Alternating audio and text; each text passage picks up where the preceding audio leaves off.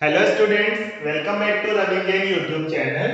आज हम 8th maths का एक इम्पोर्टेंट चैप्टर स्टार्ट करने वाले हैं। इस चैप्टर का नाम है linear equations in one variable. अगर हम पुराने वाले राजस्थान बोर्ड के सिलेबस में देखें तो उसके अकॉर्डिंग इसका चैप्टर नंबर 11 है, लेकिन अब क्योंकि राजस्थान बोर्ड में भी एनसीईआरटी बुक फॉलो होने वाली है तो चैप्टर नंबर 2 हमें ये देखने को मिलेगा, linear equation in one variable. वैसे ये चैप्टर बहुत इंपॉर्टेंट है 8th क्लास में ही नहीं बल्कि जब तक आप इसके आगे मैथ्स देखेंगे, चाहे वो 9th क्लास हो, 10th हो या 11th 12th हो, जब कभी भी आपको मैथ्स फेस करना होगा तो आपको इस टॉपिक से तो जाना ही पड़ेगा, इसको सीखना ही पड़ेगा।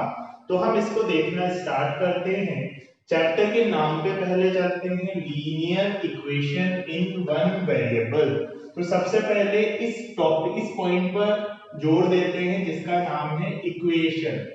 तो इक्वेशन क्या है ये समझते हैं। सबसे पहले सिंपल सी चीज है, इक्वेशन ऐसी चीज को कहेंगे जिसमें इक्वल का साइन हो। अगर इक्वल का साइन हो तभी इक्वेशन बनेगी, अगर इक्वल का साइन नहीं है तो हम किसी भी इक्वेशन को इमेजिन नहीं कर पाएंगे। इक्वल के साइन के दोनों ओर कुछ ना कुछ लिखा होना चाहिए। जैसे इधर लिख दिया मैंने 2x प्लस 3 और इधर लिख दिया मैंने 3x प्लस वाई, तो ये इक्वेशन हो गई। इक्वेशन के लेफ्ट साइड है ये, इक्वेशन की राइट साइड है। तो लेफ्ट साइड को बोला जाता है LHS और ये है राइट हैंड साइड RHS। तो इक्वेशन में इक्वल का साइन होगा, इक्वल साइन के जो भी लेफ्ट में लिखा होगा वो LHS है और जो भी राइट में लिखा होगा वो RHS है। अब इसी इक्वेशन में अगर आप इस 3 नंबर पे फोकस करें तो ये 3 ऐसा नंबर है जिसकी वैल्यू हर एक सिचुएशन में 3 ही रहेगी, ये सिचुएशन टू सिचुएशन वेरी नहीं करेगी। तो इस नंबर को बोला जाएगा कांस्टेंट। तो इक्वेशन में कुछ ऐसे पोर्शंस होते हैं जो कांस्टेंट होते हैं, जिनकी value according to situation change नहीं होती, जबकि कुछ वैल्यूज हैं जो अलजेब्रिक एक्सप्रेशन दिख रहे हैं आपको x y, तो इनकी वैल्यूज अलग अलग सिचुएशन पे अलग अलग हो सकती है। जैसे अगर कहीं लिखा है x इक्वल टू 5 इंटू 2 और कहीं लिखा है 2x इक्वल टू 6, तो इस सिचुएशन में x की वैल्यू 10 है और इस सिचुएशन में x की वैल्यू 3 है। तो x एक वेरिएबल कहा जाएगा क्योंकि अलग अलग सिचुएशन में इसकी वैल्यूज वेरी करती हैं। तो जिनकी वैल्यूज वेरी करती हैं वो वेरिएबल होंगे और जिनकी वैल्यूज फिक्स रहती है वो कांस्टेंट होंगे। तो एक इक्वेशन में हमें वेरिएबल्स भी मिलते हैं और कांस्टेंट्स भी मिलते हैं। ओके, अब आप बात करें कि number of variables in equation कितने हैं, तो इस सामने वाली इक्वेशन में देखें तो एक वेरिएबल है x और एक वेरिएबल है y।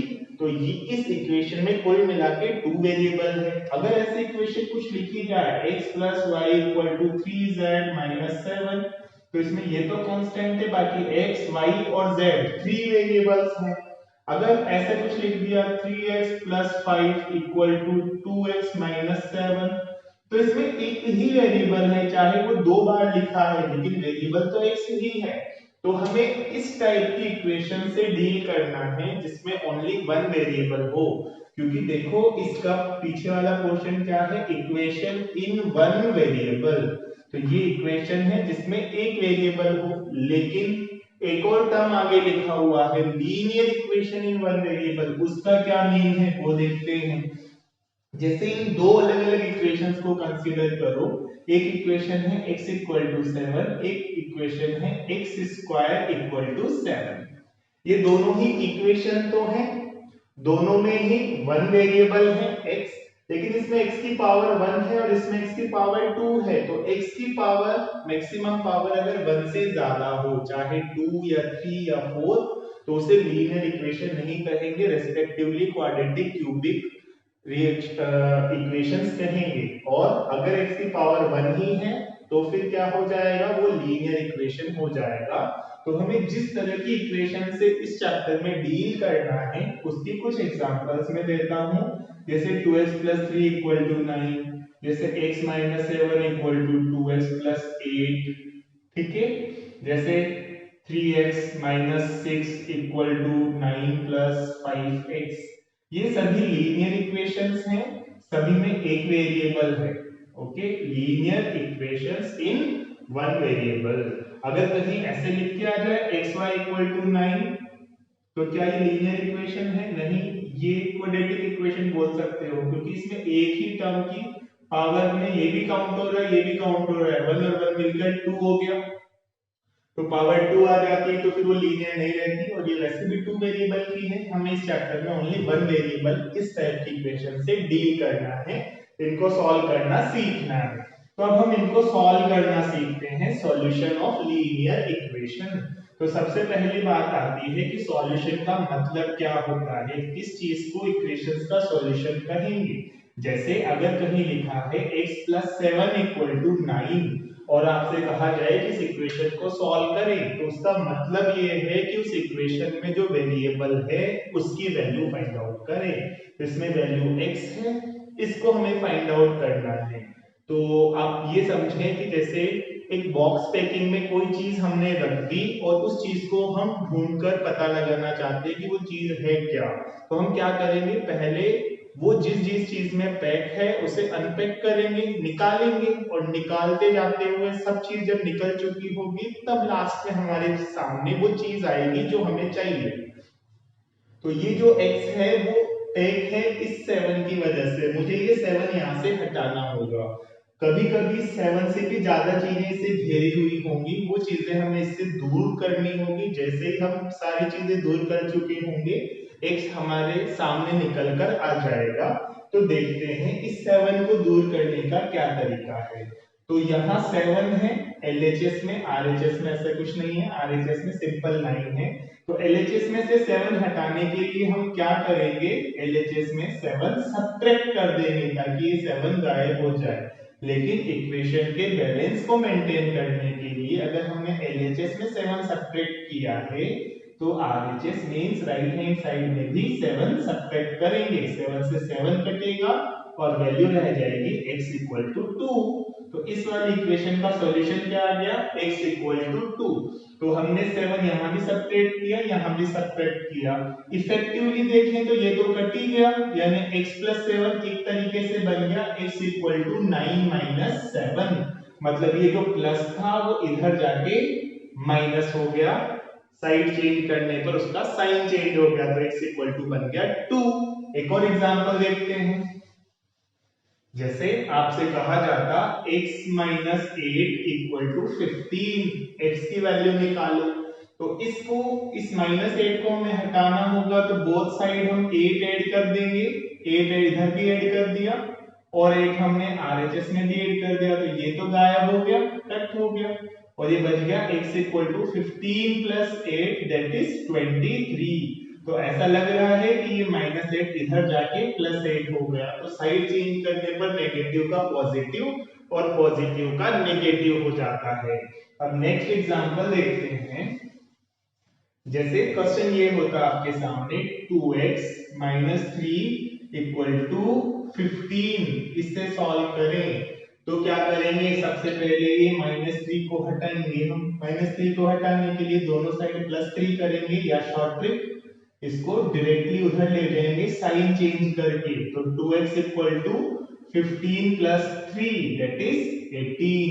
तो यहां तक तो हमें समझ में आ गया कि 2x की वैल्यू 18 हो गई, लेकिन अब x की वैल्यू कैसे निकालें, तो इधर 2 से मल्टीप्लाई है तो बोथ साइड 2 से डिवाइड करना होगा।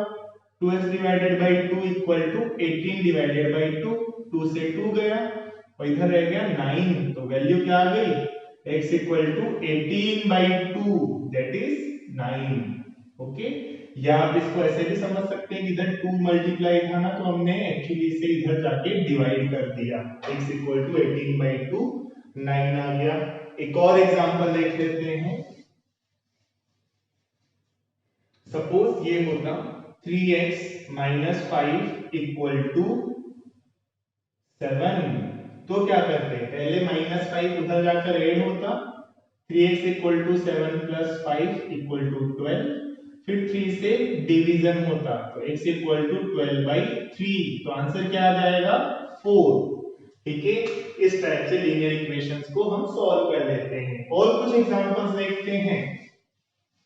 जैसे आपको अगर ऐसे दे दिया जाए 4x minus 7 equal to 2x minus 5, इसको सॉल्व कीजिए तो आपका क्या टारगेट रहेगा कि सारे वेरिएबल्स को एक साइड लें और कांस्टेंट को एक साइड ले लें। तो ये वेरिएबल 2x को मैं इधर लेकर आऊंगा, साइन चेंज हो जाएगा और माइनस 7 को इधर लेकर जाऊंगा, तो क्या बनेगा 4x minus 2x equal to minus 7 का प्लस 7 माइनस 5, 4x में से 2x जाएगा तो 2x और 7 माइनस 5 हो जाएगा 2, तो 2x डिवाइडेड बाई 2 करना पड़ेगा क्योंकि जो मल्टीप्लाई में है वो डिवाइड हो जाता है, तो आंसर आ जाएगा x इक्वल टू 1। ओके, अब आगे हम प्रोसीड करते हैं, एक और एग्जांपल देखते हैं। जैसे आपको ये दे दिया जाए 2x minus 7 divided by x minus 3 equal to 5/4, इसको सॉल्व करें। तो देखो सॉल्व करने का मेथड क्या है कि हम इस डिनोमिनेटर को हटाएंगे, यहां से डिनोमिनेटर को हटाने के लिए हम क्या करें, इसी से मल्टीप्लाई कर दें ऊपर भी। अगर LHS में ऊपर मल्टीप्लाई किया है तो RHS में भी मल्टीप्लाई करेंगे। सिमिलरली हम इधर का भी डिनोमिनेटर हटाएंगे तो इधर 4 से मल्टीप्लाई करेंगे, और अगर RHS में 4 से मल्टीप्लाई किया है तो LHS में भी 4 से मल्टीप्लाई करेंगे। तो देखो ध्यान से, x-3 से x-3 कट हो गया और 4 से 4 कट हो गया, तो ये कैसे बन गया 4 इंटू 2x-7 और इधर बन गया 5 इंटू x-3। अब अगर आप जो मैं देख पा रहा हूं वो देखो ध्यान से, तो इस बीच वाले प्रोसेस को हम शॉर्ट करके डायरेक्टली लिख सकते हैं कि ये वाला 4 इधर चला गया ऐसे कुछ, और ये वाला x-3 इधर चला गया, क्रॉस हो गए, इसको बोला जाता है क्रॉस मल्टीप्लिकेशन, 4 ऊपर x-3 इधर ऊपर। अब सॉल्व करते हैं, 4 2 जा 8x minus 28 equal to 5x minus 15, 5x को इधर ले लेंगे तो बनेगा 3x और माइनस 28 उधर जाकर बन जाएगा 28 माइनस 15 दैट इज 13, तो x की वैल्यू क्या मिल जाएगी हमें 13 डिवाइडेड बाई 3। तो इस टाइप से हम लीनियर इक्वेशंस को सॉल्व कर सकते हैं। इसी का एक एग्जांपल और ले लेते हैं। जैसे हमारे पास मान लो क्वेश्चन होता 3x minus 8 divided by 5x minus 7 equal to 2/3, इसको सॉल्व करें तो 3 को इधर की साइड और 2 को इधर की साइड ले जाएंगे, 3 को 3 से मल्टीप्लाई करेंगे 9x माइनस 3 8 जा 24, इधर 2 5 जा 10x माइनस 2 7 जा 14, 10x इधर आएगा, 9x minus 10x equal to 24 minus 14, ये कितना हो गया माइनस x और ये हो गया 10, तो ये -1 से डिवाइड कर देंगे तो x की वैल्यू आ जाएगी -10। तो इस टाइप से हमने इक्वेशंस को सॉल्व करना सीख लिया।